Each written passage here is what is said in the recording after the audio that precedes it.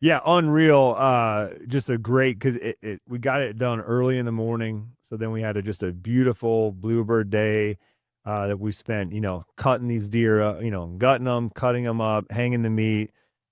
We had to pack them down to the trailhead, but there was enough meat where we had to make a second trip. So the youngest actually didn't make the second trip. She was worn out, but my oldest, empty pack. We just charged right back up there. We were probably right at 1.5 miles and charged back up the hill, reloaded our packs, and came back down. And just like, what else do you want from a day of mule deer hunting? That's perfect. Is it? Don't tell me where it is. I won't. You more in like sagebrush, or you more in like the out? Like, cause you're out of Bozeman, right? Yeah, definitely sagebrush country. That's my favorite. I love that high kind of high plains. That's my style. I dig it.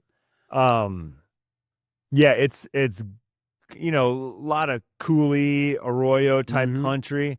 And it's fun because you can see deer a long ways away, but they can also see you. Exactly. And it so makes the stalk a little more dynamic. Yeah, exactly. Super cool. So it's a little trickier, but yeah, I mean, I couldn't ask for a better, first youth hunt for those two. So no, that's super exciting. So my daughters are younger, 3 and 5, but we just bought a redneck style like box blind for whitetail hunting, and I'm gonna bring my 5-year-old next year, and it'll be her like first. She's come with me duck hunting and dove hunting, and mostly plays on her iPad and hangs out in the boat. But this will be her first time kind of seeing deer that aren't, in a park or something. So it's excited to watch and listen to other people tell those stories. And so on taking your kids hunting the first time, take them squirrel hunting. Take them squirrel hunting is a big piece where of advice. you live. You have a lot of squirrels. No one else is doing it. That's the beauty of squirrels hunting too. Is that like you kind of get the woods to yourself? Yeah. Oh, I put that one in my pocket as soon as you said it. I'm like, that's a good idea. What else would be your recommendations now, like a seasoned expert at taking your kids hunting? You're not going to like this because you just said your kids, she likes to play on that iPad, but that's something that we're ardently opposed to. Yeah. We've never had one in the field. I mean, my kids just now at ages 11 and 13 really have just gotten their first sort of tablets, and the oldest one just got a phone. So we held off as long as we could with that because, that it just has such a strong suck 100%. And a strong draw that I just didn't want to fight it, No, you're spot on. So my kids have never had one until this past Christmas when my lovely mother-in-law bought them for them. She's great. Thank you, Karen. But no, I don't know exactly what you mean. We've been very restrictive, but even letting them have them for like an hour a day and like restricting the apps and what they can do, it's like, dude, they are looking forward to that hour a day more than anything else. And it's oh yeah. So I'm very I'm leery about that. So yeah, because I think as hard as it seems to sort of toe the line, it's going to be tenfold harder to bring it back once you've let them go that direction. Yes. You know what I mean? Well, I'd rather have them sleeping in the blind next to me than being on an iPad. You know what I mean? Oh, that makes a ton of sense. Yeah, I'm going to take that. We're not going to bring the iPad because she's also still at the age where she wants to be an archegologist when she grows up. My 5-year-old, and so she's always messing with sticks and finding fossils, which are really just cool rocks. Yeah. But oh man, what was I going to ask? The other big tip I think I would have for parents that are trying to get their kids into it is that you got to remember that you're hunting at that point for them and not for you. Yes. So you can't go out there and go, oh, we're going to go and sit dawn to dusk today for 11 hours in Wisconsin and see 3 deer. Like that's not a hunt that your 5-year-old's going to really be into. She's going to get turned off real quick. Well, and that's I've made that kind of commitment to where it's like, this is not where I'm killing my biggest buck ever. That's not the point of this hunt. This hunt is hopefully we see deer and that's cool. Or if we see squirrels running around or blue jays or something, What about the snack scenario? My kids are big snackers. I'm not a big. I'm not even like in the duck blind. I know like Hostess and cupcakes. Like people love them. I bring a thermos of coffee, and that's something I've been trying to like adjust. Is like finding the right ratio of snacks, but then also what are they snacking on that's not super loud and also not terrible for them. Yeah, it's. You're gonna have to give in somewhere, and so I feel like instead of rotting their brain with the iPad, I'll rot your teeth with some Snickers. Perfect. They spend probably more early time in their early hunting career hiking around the West, and so it was always about having that carrot, which would be like a mini Snickers at the top of the ridge. Sure. Hey, make that ridge. We're gonna have a little snack break. and it'll be Snickers time, Yeah, I like or that a whatever lot. we brought with put us, some right? sort of milestone to it. Yeah, and so we were always kind of using, some kind of sugary snack to just make that next thing. And the next thing you know, you're like, hey, you did 4 miles today. And when you tell that to a 4 or 5-year-old, a 6-year-old, they're like, no way. Yeah. Like, that's a long ways. But you just take your time, go slow, don't take it too seriously. And every now and then you get lucky. I mean, one time it was my wife and I, and the youngest was still in the carrying backpack. Sure. And the oldest was, walking, but barely. And, we lucked into a white-tailed doe and we killed it as a family. It was great, Perfect. One of those does that's like looks at you and goes, hey, what is that? And they come towards you, instead of running away. Don't look those gift horses in the mouth. Like, there's enough hard hunts out there. You take the easy ones. Totally. And we, that hunt specifically, I remember when we got to that dead doe, the youngest one, actually, we took her out of the pack.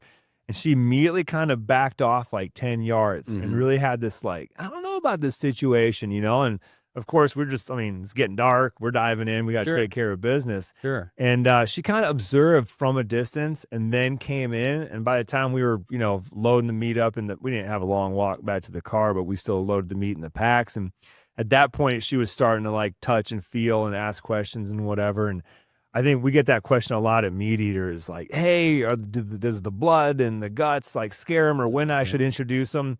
And I don't think there's like a when, is because for us, it's just like part of the lifestyle. Yeah. Right. The blood and guts and like that all just equals food that you're going to eat later. And so why don't make it a thing, because it's not a thing. It's just blood and guts, and you get rid of it, and then you have meat, and then you take home meat and you eat the meat, right? No, so that's not a big deal. My oldest, his favorite food is she calls them duck feet, because sometimes I leave the feet on the duck, but it's the whole leg. It's like, and really she just likes to gnaw on the bones. She thinks that's just the neatest thing, and we just barbecue them and slow cook them a little bit. But that's one of the things I think I've very proud of the kind of nailing like the non-squeamishness around that stuff, because they're out in the garage cleaning ducks, cleaning squirrels, or whatever we're after that day. A lot of quail, and super into that. So I'm glad to hear you say that. It's like, okay, if Yanni's doing it, I'm probably doing a good job. Okay. Yeah, totally. The here's a question going back to the iPad that so like working in the marketing department for Mule Deer Foundation, like I have supervised social media and things. Like I'm always checking. I'm doing that a lot. Social media doesn't really follow work hours, right? Where it's like 11 o'clock. Oh, how's that doing? And I feel like I don't want, with the iPads recently, the last 6 months, I don't necessarily like my kids looking at me on the screen all the time. Like, what do you have that similarly? Because I know you guys do that. Oh yeah, because now they're old enough to like make their own arguments. Sure. And I live in fear of that argument. They're like, dude, you're on the phone all the time. I'm like, yeah, but it's for work. Yep. I'm actually phasing out of social media. But at the end of 2025, I'm pretty much going to kick it to the curb. That's your resolution? Yeah, and nice. It's been something I've been thinking about for years, and I knew that it's a big part of what I do at MeatEater. So I've actually given them like a 3-year heads up. So really? This has been a long time coming, and I didn't want to just drop it on them in a year, because it's a big part of it's a marketing strategy. Yeah. But December 31, 2025, I'm kicking it. You're not even keeping a little Facebook page? Just a heads up? I haven't had Facebook in 15 years, probably. You're just an Instagram? I've just been Instagram and the TikTok? No TikTok. Okay. No. And and maybe it's my age, maybe whatever, but I feel like life is fleeting as it is. Yep. And like when Mark Zuckerberg gets those 20 minutes or an hour of my life every day, I don't get that time back. How it is. You go there just to do a little bit of work, and the next thing you know, you're like, I forgot what I came here to do, because I'm just scrolling again. The next thing I know, I'm looking at a First Light ad for another puffy jacket. Yeah. And maybe I'm just too mentally weak, to be able just to like go there and do what I need to do and not get sucked in. But, it's funny because it's hard. Yeah, growing up, like my grandma loved to play the slot machine, still does, and I'm like, how is she getting so interested in these flashing lights? And like, I'm in my brain, I'm like, that's silly, that's ridiculous. And now here I am on the phone, like, ooh, flashing lights. Totally, yeah. And there's nothing better for me. I'm lucky that at our place in Wisconsin, when I hunt the ridge tops, great service. But when you go and hunt anything like more than 50 yards off the ridge, no service. And especially if I go and hunt some swamp country, like I'm in a dead zone.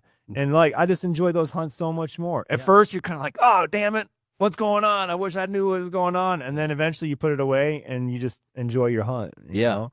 Well, that's kind of been my mentality, which is to my detriment for a long time. 'Cause I started as a freelance writer, and that's kind of what got me into doing this, not in a salaried capacity.